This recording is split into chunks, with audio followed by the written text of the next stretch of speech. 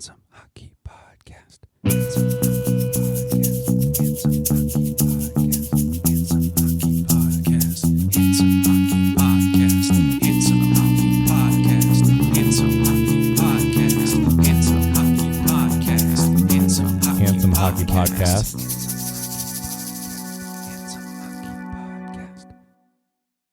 Hey everybody, welcome to episode 42 of the Handsome Hockey Podcast.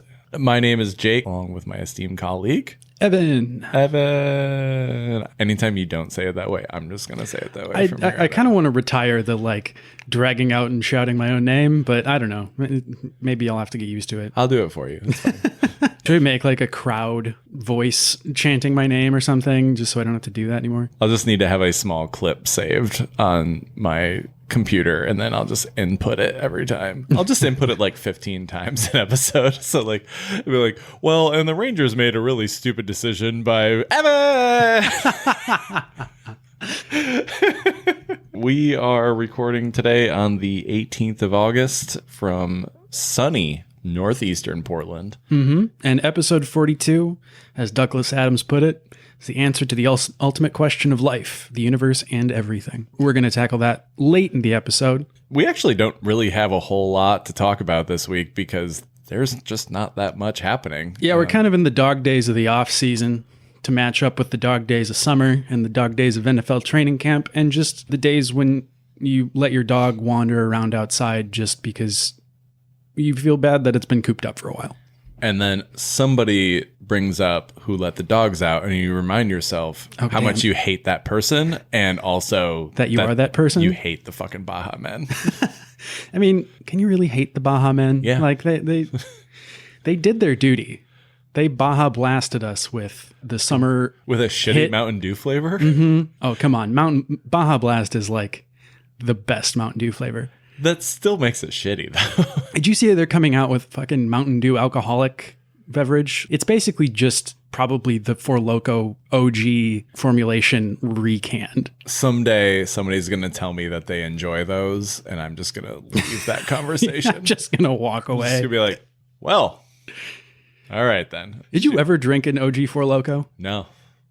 It was interesting in that it was a fairly sweet and cloying investment in getting incredibly fucked up for one night. It was like turning the party on and then turning it to 11 in your brain. Yeah, it was 8% alcohol and also had a shit ton of caffeine. And I guess that I thought they banned it, but I don't know. I saw that alcoholic Mountain Dew is going to basically be the same stats. Yeah, I'm wary of energy drinks because I eat 5 Sour Patch Kids and I'm up for the next 3 days. So I'm super wary.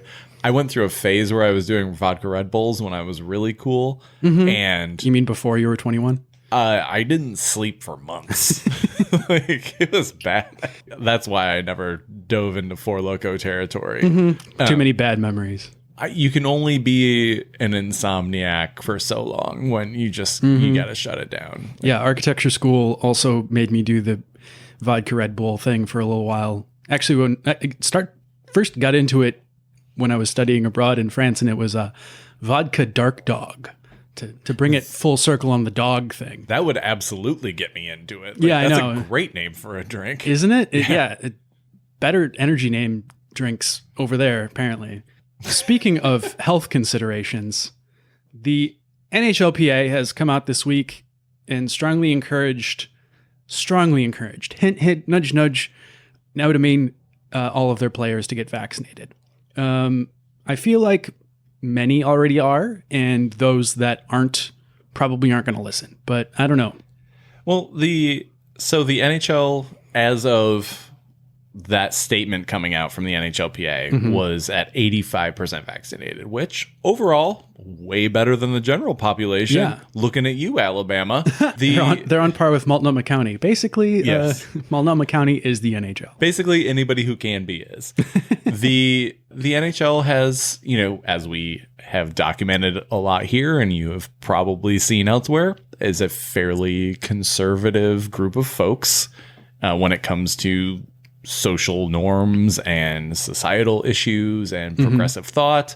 So it's not surprising that the NHL is the lowest amount of all of the 4 major sports leagues, just by a little bit, but it is far significantly less than the NBA and the NFL. The NHLPA saying this is kind of because, there's fence sitters. There are people who aren't like dyed in the wool QAnoners who are just like, I'm kind of wary of vaccines. Like, I've read some things on the internet, but my doctor says it's smart. Like, I don't know.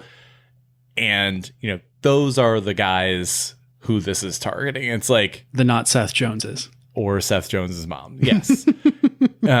The stipulation here was that because Canada is going to continue having extremely closed borders, as closed as they can, if you are an NHL player on a non-Canadian team and your team goes on a road trip through Canada for 3-4 games, you aren't going to be able to play in those games. Gotcha. There is talk of granting an exception to NHL players, but at the same time, the Canadian government is noticeably and significantly against that sort of thing. If you're vaccinated, you're fine. Right. You go in. There's also the idea that unvaccinated players are going to have to stay away from the team, away from team activities. They will have to be sequestered in hotel rooms during road trips.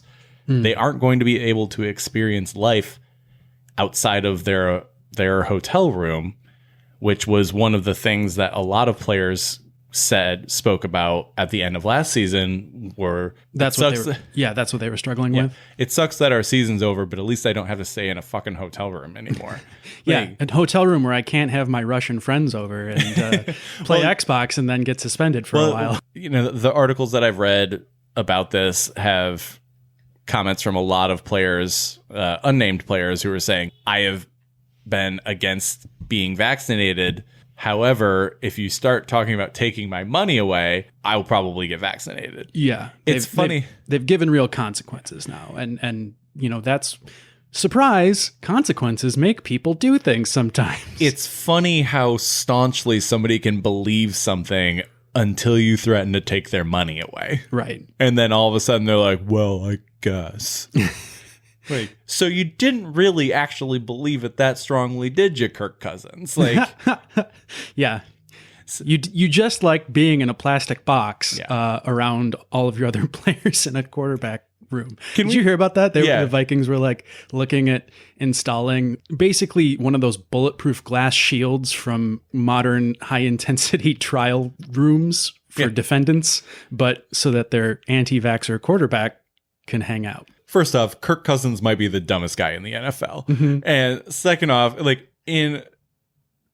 he came out and his statement wasn't, I made a reckless decision because I'm an idiot and I'm going to go get vaccinated. It was, the quarterback room that the Vikings have provided us with is way too small.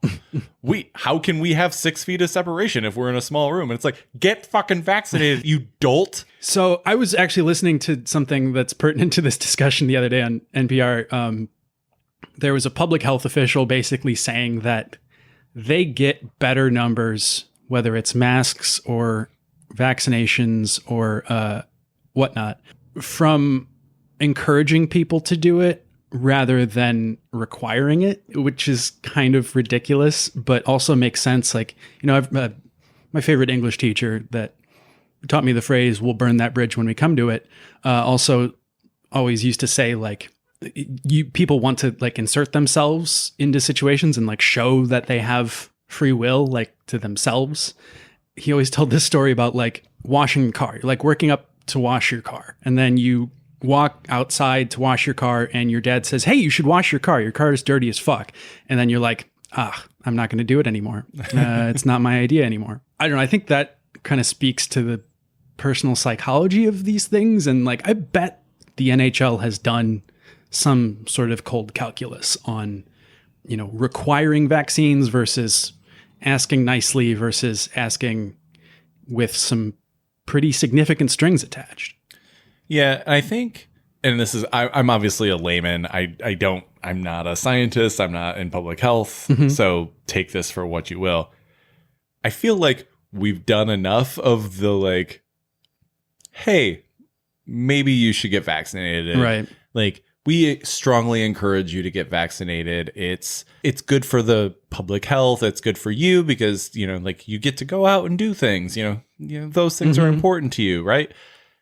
I think we're past that point. The holdouts are staunch holdouts, and they're not really going to respond to much of anything anymore besides a requirement. But I think, yeah, if you attach consequences and then nicely push people in that direction, you know, all of a sudden that starts to move the needle. I mean, how many, you know, family members have gotten vaccinated because some, you know, aunt or niece or nephew has said, you can't see my new baby until you get vaccinated. Like, I know at least 3 or 4 people. Yeah. And I imagine a lot of people have to deal with that as well. Well, some people need those like significant consequences. Like NHL players need the threat of having their salary revoked for game like 3 or checks 4 games. lost, Yeah.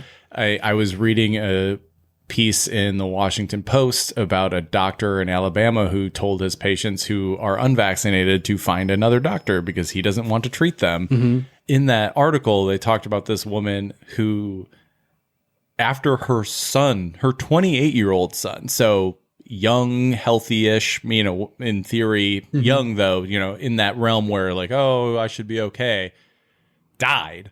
And then she was like, oh man, watching him die was harsh. I'm going to get the vaccine now. It's like, that's what it took? Yeah. Your son is dead? Guess what? You can't go back in time and change that philosophy. Hopefully we're not there yet with the NHL Players Association and their constituents.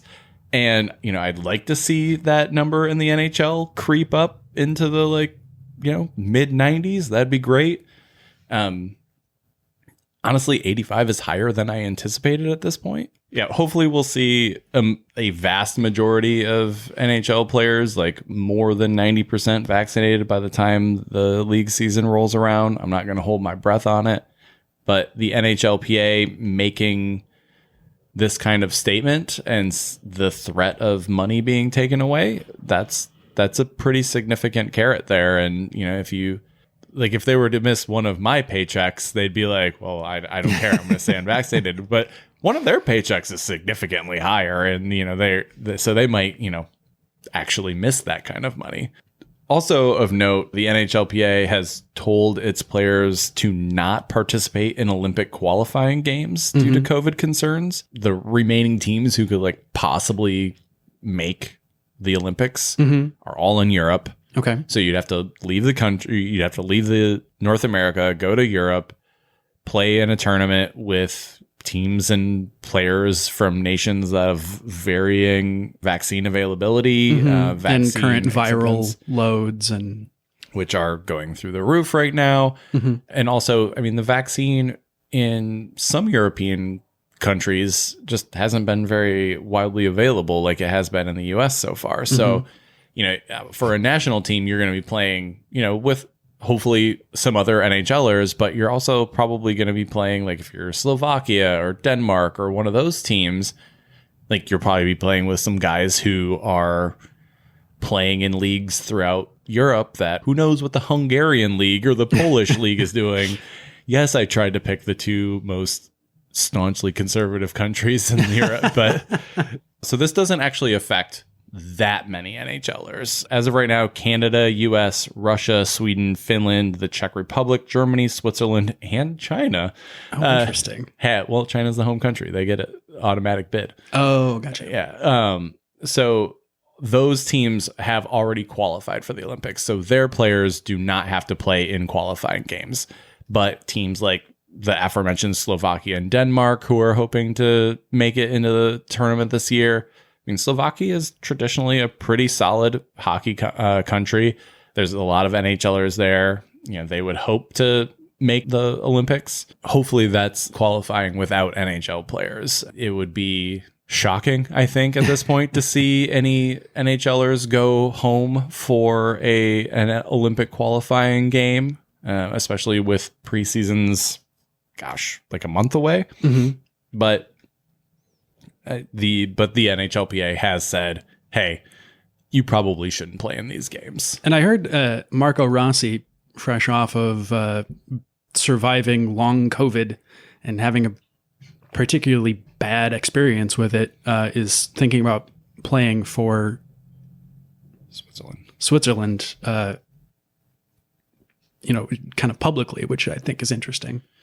Yeah, I mean, his is an interesting case, right? So he lost last year, like the whole year because of COVID. Switzerland has already qualified for the tournaments for the Olympics, so they don't need to do qualifying games. But as of right now, he's technically not an NHL player, so he could, in theory, go play in the Olympics, regardless of whether or not the NHL sends their players.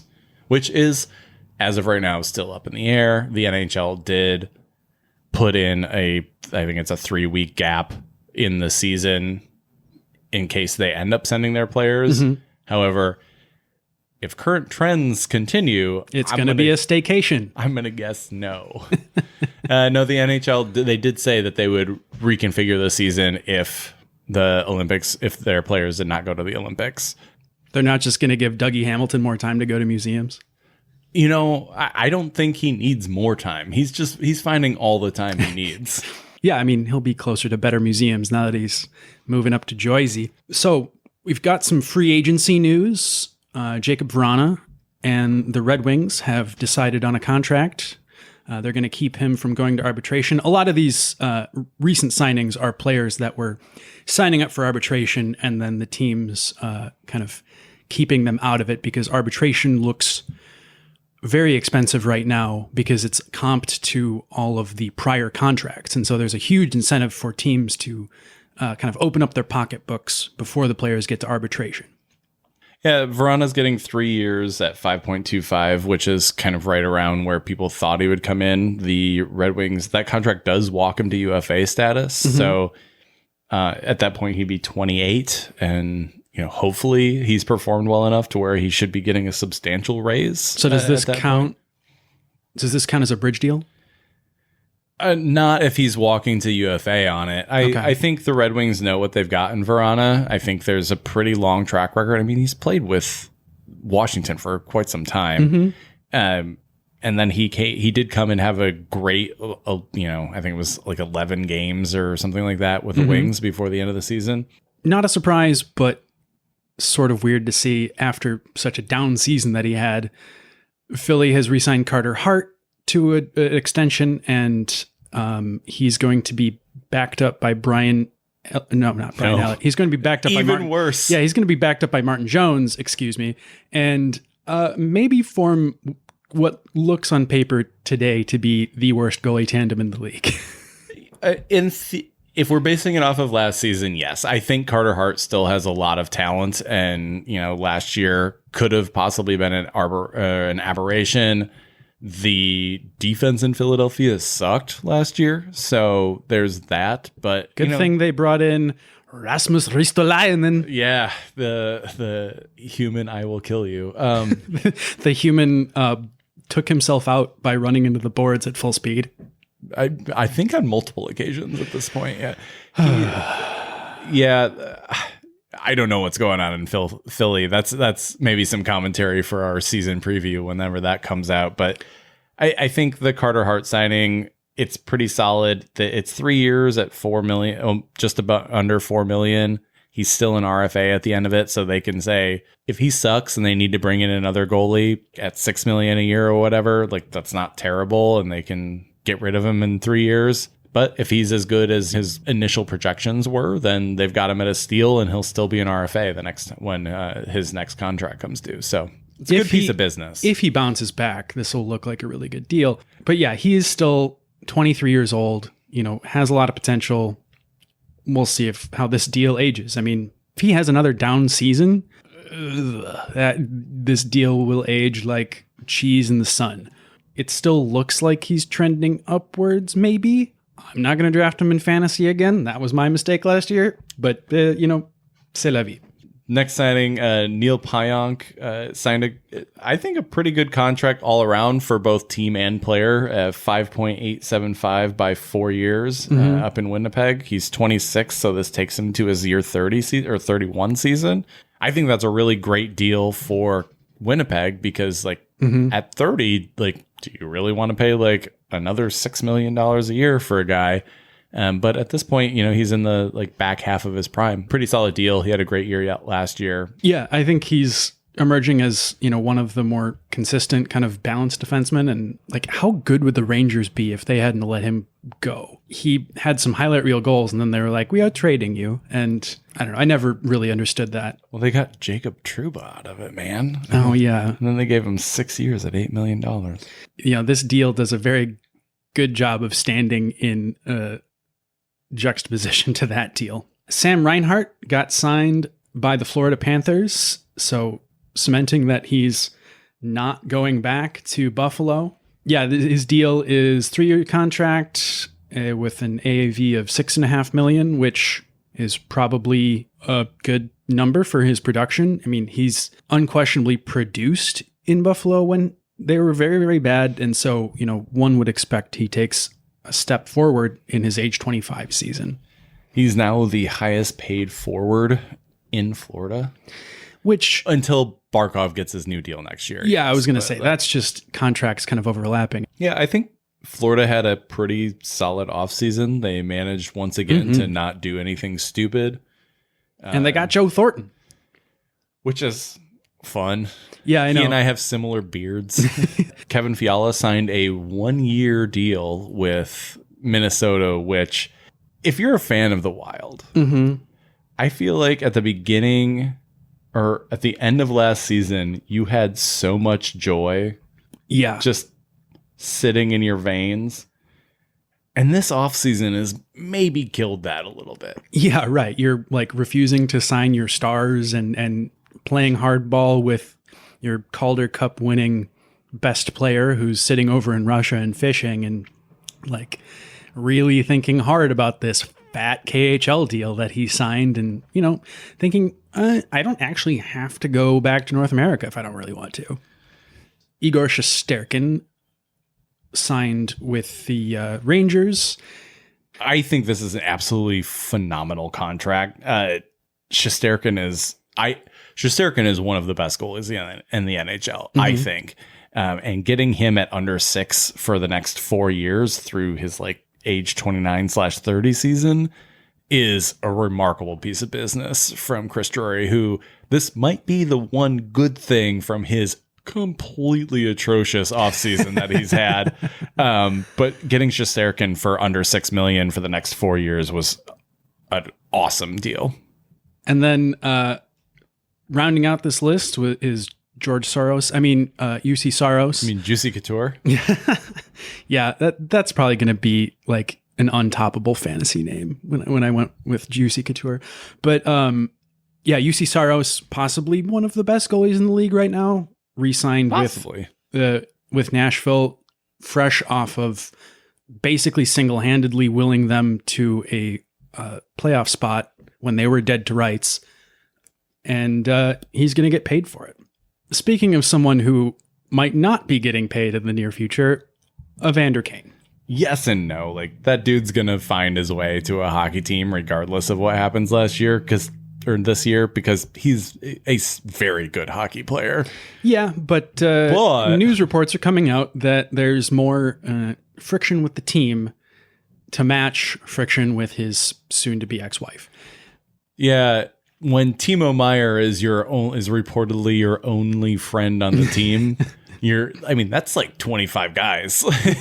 You're in a bad spot. Kevin Kurtz in The Athletic reported last week that basically all of the Sharks are done with Evander Kane. Kevin Kurz's piece in The Athletic lists the fact that many of his teammates in San Jose have said that they don't want him back. He was a locker room cancer all of last year. Apparently Bob Bugner and Doug Wilson kind of let him play by his own rules, and he took advantage of that, showing up late to practices and games. He also ended up not following dress codes and just general kind of being a miscreant. I mean, in the locker room. The rules seem to not apply to Evander Kane if you ask Evander Kane.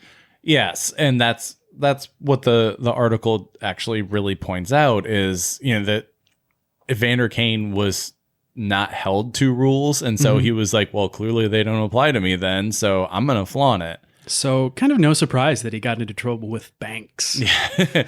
It seems like if a lot of people are allowing you space to break rules in your life, banks tend to bring people down to earth. One of the most damning quotes from the Kevin Kurz article is, guys were going into Doug, that's Doug Wilson, GM of the Sharks for the record. Guys were going into Doug's office all year, according to one source, saying Kane had to go. All Doug would say is, all teams have locker room issues, which just isn't true. Not the teams that win anyway.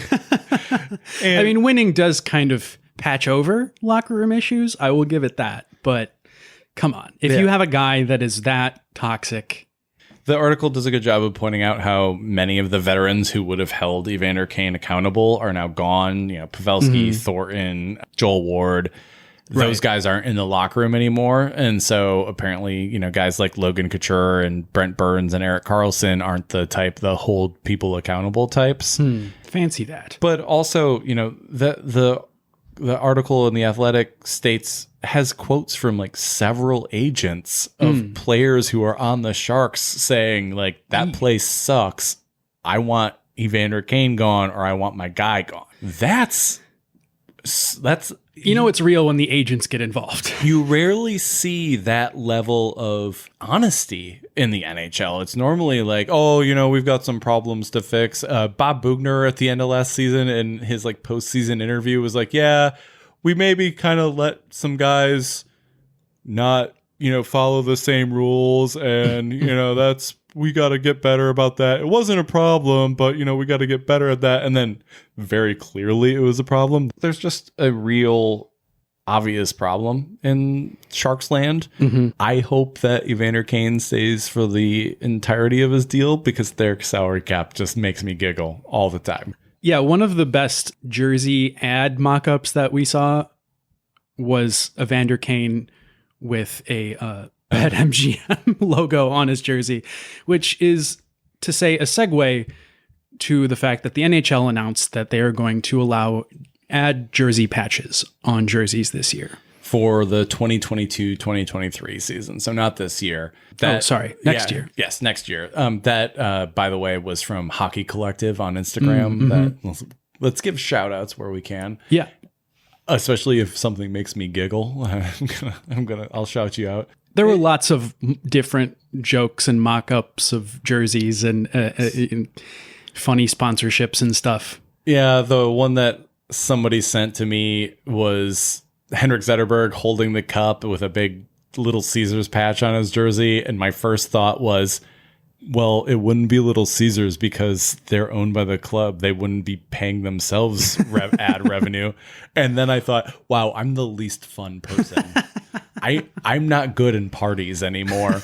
I need to dial it back. My first gut reaction to this was that this sucks, and it's like just like a further destruction of the fabric of the things that make me love sport. And then I realized that I'm not a 14-year-old boy anymore, and I understand the business side of the game. Is it going to suck seeing patches on jerseys? Yeah, it's going to be a little different.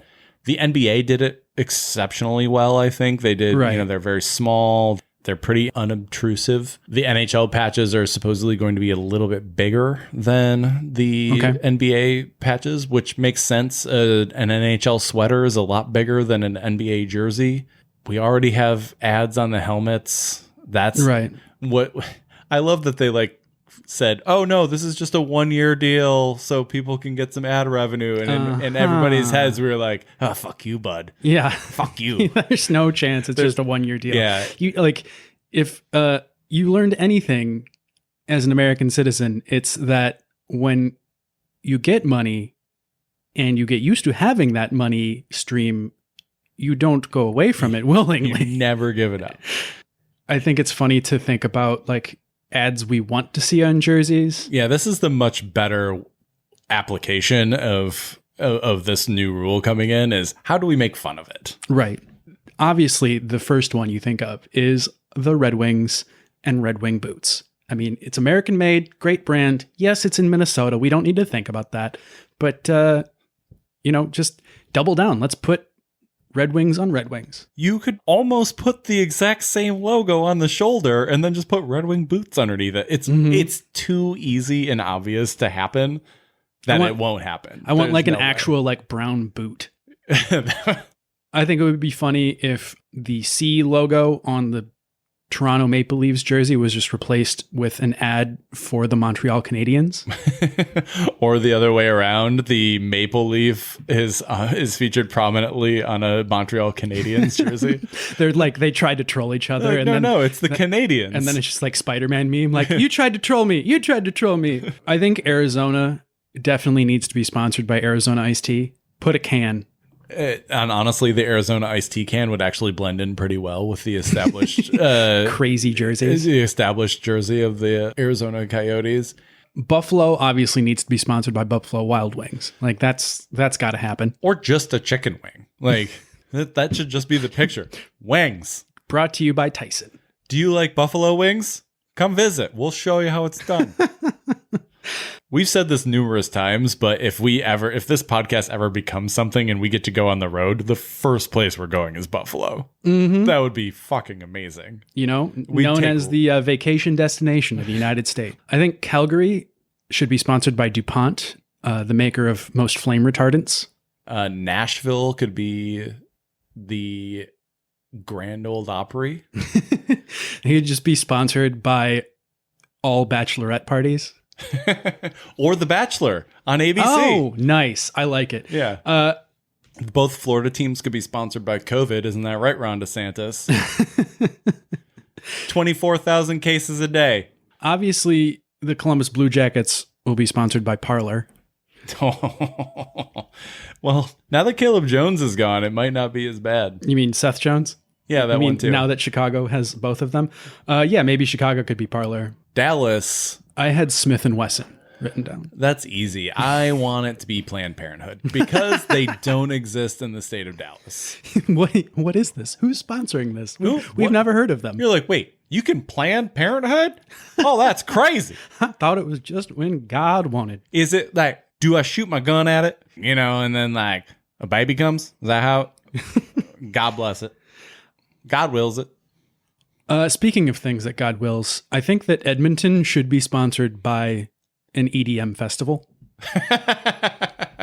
I think every Canadian team is deciding between a bank or Bell / Rogers, depending on who owns their arena.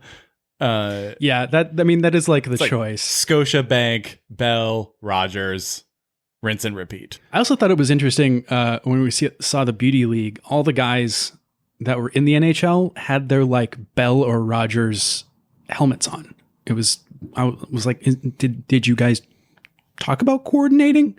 I don't know. That's cute. Thought it was weird. Look at those kids and their coordination. Nobody wants to be somebody who's left out. You said Florida could be COVID. I also think just a Medicare scam would be a good advertisement there.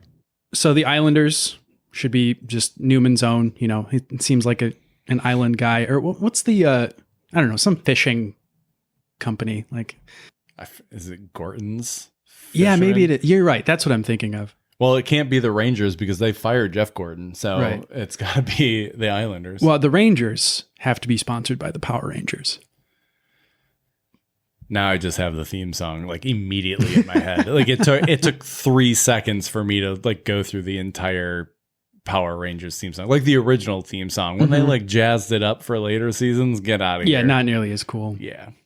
Ottawa, obviously tied to Canadian Tire.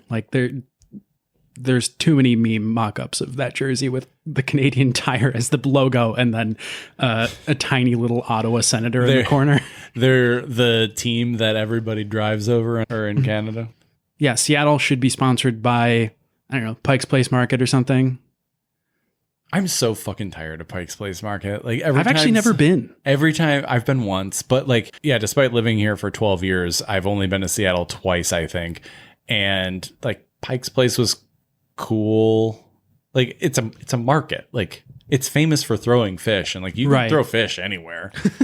I mean, just isn't that right? Give me Monty Python. Yeah, give me a fish and we'll just throw it across the living room here. We're fine. Like I'm just tired of it as an entity. Like anytime you watch a Mariners game, it's like, oh, he caught a fish. Oh my god! Like, yeah, it is really abused by the sports marketing people in that town. Yeah, St. Louis could just be the Arch. I have a funny story about the Arch. Yeah. So I went to St. Louis in grad school and for a conference, and I presented, and I was like, wow, I want to get out of here. This place sucks. I could see the Arch from my hotel room. It was not very far away. And I was like, hey, can I walk over there? They're like, no, you'll die. And I was like, okay, then I don't want to do that. And then I asked how I could get to the airport early. And then they were like, well, how much are you willing to pay? I was like, I'm in grad school, not that much. And they were like, well, the train is free. And I was like, oh, okay. And there were two nice people working the counter, and the one person turned to the other person and was like, don't put him on the train, he'll get stabbed. So that's St. Louis right there for you. Whenever I see people and they like, I'm bald and I'm pale. The sun is my enemy. I wear a hat almost everywhere I go, and I almost always wear a Tigers hat. And people are like, oh, Detroit, that place sucks. I'm like, well, I've never felt like I was going to get stabbed in a hotel like I did when I was in St. Louis. That's a place that sucks. Yeah, one time I went to a Blues game playing college roller. We got like tickets to Blues game and accidentally ran out of gas in North St. Louis and had to walk quite a ways to get a gas can from a gas station with a bulletproof glass. And like the guy had to like trying to fit the gas can in the glass pass-through thing. It was like, nope. Like looked both ways, opened his door, walked around, and hands me the gas can. Well, the state's name is Misery, so I mean, Toronto should be sponsored by soon-to-be-announced hot dog stand started by Phil Kessel. And it's just a picture of Phil with a hot dog, like horizontally in his mouth, smiling. It's the picture of Phil golfing with the Stanley Cup filled with hot dogs. That's what it's got to be. Did you know that Jake's St. Louis Arch story is actually on our list of off-season discussion topics? Is it really? Mm-hmm. Check that one off the bid. Done. In some serious note, Chicago Blackhawks legend Tony Esposito passed away this week at the age of 78. And I mean, anyone who is a hockey fan has probably heard of him, but few have seen him play if you're under the age of 50. He won 3 Vezinas in his time and was widely regarded as the best NHL goalie available. There's an iconic photo of him meeting Vladislav Tretiak and basically captioned like the 2 best goalies on the planet. He backstopped the Blackhawks to their best run prior to the sort of 2010s Blackhawks dynasties. And, you know, he was a fixture among fans. You know, one of the things that he was known best for was always stopping to talk with and give autographs to any fan, no matter where you were, no matter where you found him. Like, he was known as one of the really nice guys in hockey. So we're sad to hear that he passed, but cheers to a life well lived. And you know, to have a reputation like that is what we can all strive for. To say that we prefer him over Bobby Hull or, you know, Stan Mikita from those years is probably putting it lightly. We'll take the nice guy. Yeah, you know, he always seemed like such a smiley, happy to be there, you know, glad to glad hand and take pictures with your kids and stuff, even if you caught him at a restaurant or whatever. And like, I'm seeing all of these articles on The Athletic and different, you know, Chicago sites, and it seems like over half of the articles are just fan stories of meeting him and loving talking to him. If that's not a, you know, fitting eulogy for the guy, I don't know what is, because he always seemed like such a great person on and off the ice. The true testament to a human being is not the awards and accolades you win, but how people feel around you in the end. For somebody to have created such a like cachet of well-being and happiness and joy around him, despite, he's a hockey player. Like in the long run, like what does sports matter? But at the same time, like they also matter with a capital M. And for Tony Esposito to have this cachet with the Chicago fan base, like with people who, just met him once or people who've known him their entire life, is a real testament to him as a person and the fact that he did it the right way. Yeah, that's kind of what, kind of all you want to hear is, well, he did it the right way and lived life to the fullest and had some success. Yeah, both on and off the ice. All right. On that note, it's a somber one, but it's a good one. And, talking about a life well lived. Yeah, it's well worth just kind of digging into the Tony Esposito stories and kind of learning more about his career. I mean, I didn't get a chance to watch him play, obviously, but, I've watched a couple highlights and kind of tried to contextualize his life and his kind of hockey legacy this week after hearing of his passing. And it's a fairly interesting rabbit hole that I would encourage other people to go down. Yeah, it's a substantial legacy for sure. All right, folks, with that, I think our time here is done. We want to thank you, as always, for listening. We're going to probably be a little irregular throughout the summer and the hockey off season, but we will get content to you as often as we can. It turns out we also have lives and jobs that pay us more than this podcast. So, and also that that the COVID hasn't subsided, but a lot of the COVID restrictions have. And so, we've been doing things. Yeah. At least for the time being. Safely. Knocks on wood. Yeah. Hopefully by the time you hear this podcast, shit hasn't hit the fan again. Mm-hmm.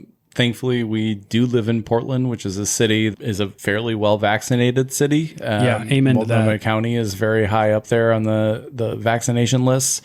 And because of that, we're able to thankfully still do the things that we enjoy while being safe.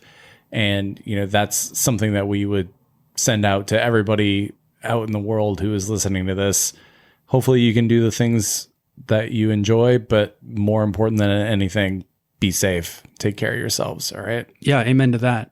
So you can find us on the internet at handsomehockey.com, Handsome Hockey Podcast on Instagram, at Handsome Hockey on Twitter, handsomehockeypod@gmail.com if you'd like to directly email us, or Handsome Hockey Facebook page.